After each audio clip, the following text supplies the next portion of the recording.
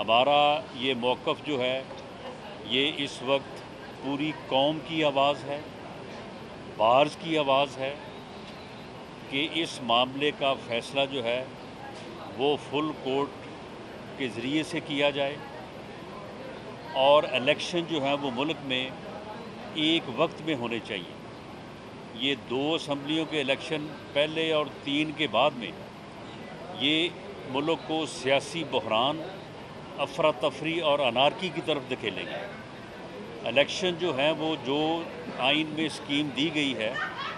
उसके मुताबिक care taker setup के तहत जो है वो तमाम असम्बली के इलेक्शन जो है वो एक ही मरतबा होने चाहिए, फ्री होने चाहिए, फेयर होने चाहिए और सुप्रीम कोर्ट का फ़ैसला जो है इस अंदाज से होना चाहिए। सिर्फ इंसाफ होना नहीं चाहिए, इंसाफ होता नज़र आना चाहिए।